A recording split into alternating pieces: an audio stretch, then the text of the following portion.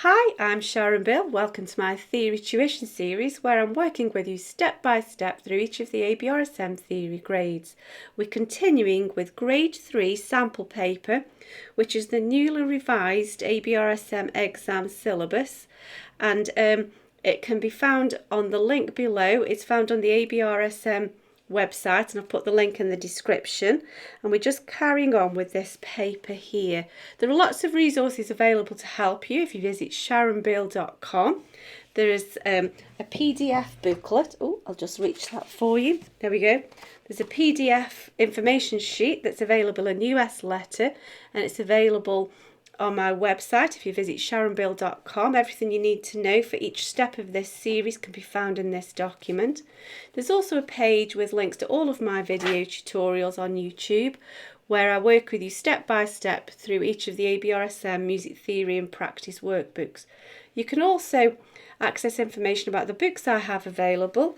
I've written How to Take Your ABRSM Music Theory Exam, and it's full of tips and techniques on how to best prepare for your exam, and also how to best make use of the time when you're actually sitting in the exam room taking your exam paper. So if you go to sharonbill.com, it's all there. If you can give me a like, that'd be great, and subscribe to my channel to stay updated. There's lots more in store. And so if you grab your pencil, nice sharp pencil, an eraser and a ruler, and we're ready to go. I do hope that you've had a go of this on your own first of all. It's always better to learn by your mistakes. It doesn't matter if you've gone wrong a bit. That's how you'll learn it more thoroughly. And so now, hoping that you've done that, I'll work through this next section with you. So question 6 asks us to rewrite the following melody with the notes correctly grouped or beamed. And so what we have to do here is reflect the unit that we're counting in the time signature. We need to reflect each crotchet or each quarter note beat. And we have to tidy up each beat before we continue on to the next, and that needs to be shown in the beaming. So we've got one beat here, we've got half a beat here, so really this half a beat here belongs to that dot, so that should be separate because it just belongs to finishing that second beat. So here we've got half, quarter, quarter. They will make a beat, and then that will leave us with two half a beat which belong together. And so you can see how that's totally incorrectly grouped, and we need to redress that. A half and a full beat, now that can't be changed, we can't rewrite it, but then we now half a beat off the beat, so this quarter beat need to be grouped together to just tidy up that remaining half, so we're back on the beat. So that half a beat needs to be on its own because we can't rewrite this, but these two halves can be grouped, these two quarters can be grouped together to reflect the missing half beat here. It's quite tricky, this bar is, because it's all off beat, so we need to just keep tidying up each half of a beat. So let's see here, again we've got half of a beat, so one beat, so we're still half of a beat off being actually on the beat. So those two quarter notes really belong here, finishing this off beat for half a beat. And then we've got 1, 2, 3, 4 together, which nicely form a unit of a crotchet beat. Let's look at how that looks on paper when it's properly grouped, and it's so much easier to read in terms of performance. Somebody's got to play this ultimately, and we need to show them exactly where each new beat falls. So A, B, C, that's correct. Try and keep your notes aligned so you don't lose track where you are. So I've chosen to beam upwards here. It could go either way because that one can go either way. That one really needs to go up, that one really needs to go down, so it's an equal vote, so you can just choose. I've chosen to beam with the stems upwards. Okay, so these two quavers or eighth notes need to be together,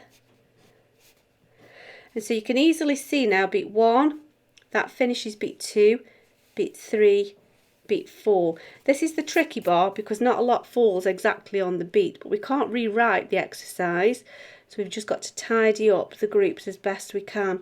So we've got 1.5 beats at the moment, and so these 2 notes here finish the half beat, and then we've got a half beat which has to be on its own because we can't change this. So we've got 1.5 again, and so these 2 will tidy up that missing half a beat. There we go. Same again here, we've got half a beat that has to just stay on its own because we can't rewrite the exercise. So we've got 1.5 beats, so these 2/4 of a beats will finish that missing half of a beat in this unit. And then we've got 4 quarter beats, which all nicely belong together to create 1 beat. And then we've got a beat. There we go. Oh, do excuse me. So, describe fully the melodic interval between the first 2 notes of bar 1. A melodic interval is where one note comes after another as if in a melody, which it really is in this case. And so we know that it's a 1, 2, 3, it's a third, but we need to fully describe it, and it's a minor third because the B flat is part of G minor. G major would have a B natural as a larger interval. B flat is part of the minor scale, so it's a minor third. There we go. Let's move on to question 7. So question 7 asks us to write the key signature, that's the first point we need to take action on, and then the tonic triad as well, that's the second point, of the following keys. Now I always find it helpful to write the keys out for all the major and minor keys before I even start the exam, and that way you've done all your thinking in one go. So just be careful of which clef you're in. So C minor is related to E flat major, which has got a key signature of B flats, E flats and A flats. And then of course the tonic is C, make sure you're in the right clef. And then it's the first, third, fifth, there we go.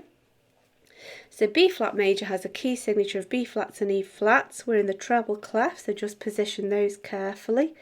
And then B flat is the first, third, fifth. There's our tonic triad.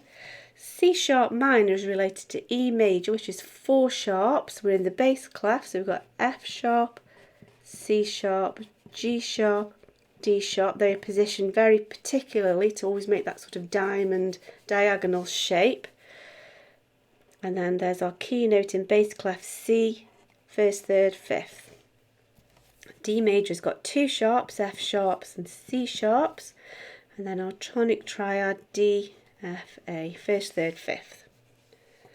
And then finally, A flat major has got a key signature of B flats, E flats, A flats, D flats. And then we're in the bass clef, so there's our A, first, third, fifth. And that's that soon done. So this question 8 now shows us the newly revised layout for all of your performance directions and musical terms. And don't forget, this is all of the performance directions or musical terms from grade 1, grade 2 and grade 3. So it's an accumulative list. So it really is important that you spend some time to revise these. And I think just because it's a multiple choice doesn't necessarily make it much easier, because it's quite easy to get confused. And if it's something can quite easily throw you off the scent. So the first one is answered for us to show us that we've got to choose one from this list here to explain the term. So animando, now this is the one where it can get really confusing, because animando means becoming more lively, which is very easily confused with animato, which means animated or lively. So this is a perfect example of how you've got to be really sure before you just check off that list. Giocoso means playful or merry. Marcato is emphatic or accented, I remember that. It's sort of like markedly. That sort of makes sense to me, if that's any help to you. Rubato means with some freedom of time. It's where you can pull the time around. You don't play it sort of metronomically in tempo. And then triste means sad or sorrowful. That's that complete. Okie dokie, so if you'll turn with me to the last section. So we'll look at question 9 now. And all of the questions, just like in the other exams, refers to this little extract of music. So we have to keep referring to the top of the page here. So let's have a look at question A1. This melody is in the key of E flat major. Name the degree of the scale of the first note of the melody. So we're counting from E flat. Your key signature takes care of that. E, 1, 3, 5. It's a fifth. They haven't asked for the fully described interval, just the number this time. Question 2 asks us to draw a circle around a note in this melody that is not in the key of E flat major. So we know that E flat major has B flats, E flats and A flats, and so to be particularly in the key of E flat major, there's no room for that A natural. That can't be described as part of that scale. That's just a chromatic alteration. Number 3, give the number of the bar that does not contain any note belonging to the tonic triad. So we remember that the tonic triad is built of the first, the third and the fifth. If we're in E flat major, 1 is E flat. We won't worry about the flats because the key signature takes care of that. So E, G is the third, B is B flat, but your key signature's got that. So we're looking for notes E, G, B, either any of those, and if there's not one of those, at least one present, we need to just watch out which bar that is. So that's okay. We've got a B flat G, B flat G, B flat E flat G. So bar 7 has just got an A flat and an A natural, neither of which belong to the tonic triad. So there we have bar 7. Question 4. Name one similarity and one difference between bars 1 to 2 and 5 to 6. So we can see that the similarity is to do with the rhythm. We've got crotchet beat, quaver, rest, semiquaver. And we can see just at a glance it's exactly the same rhythm. So that's the similarity. However, the difference is here we've got, this starts G, A, B, whereas here it's E, F, G and so on. So actually the pitch is lower, so the pitch is different. That's all we need to say. Draw a bracket over 2 notes next to each other that form the melodic interval of a perfect fifth. Now it's quite easy to spot a fifth because if it goes from line, line, line, or space, space, space. So we just need to find, so here we go, here's space, 1, 3, 5, just helps you to find it quickly. Here we've got line, line, line, 1, 3, 5, and I think that's it. And so the last part of this question says, using the blank stave above, question A, so they've conveniently placed the stave next to the part we need to copy. It's asked us to write out the melody from the beginning of the music to the first note of bar 6, but we need it to be an octave lower and written in the bass clef. So from the beginning to the first note of bar 6. So we're just going from the beginning to here. And so, although they've given us all this space, I'm going to just keep my bar lines aligned with theirs, and then that way I'm not going to lose track of where I am in the extract, and I can keep my notes aligned to theirs, and I know I'm not going to get lost. Oh, one more. Quite short bars, aren't they? So we need to write this in the bass clef now. So we need a bass clef. This is why you need a really sharp pencil actually, because otherwise you end up taking far too much room.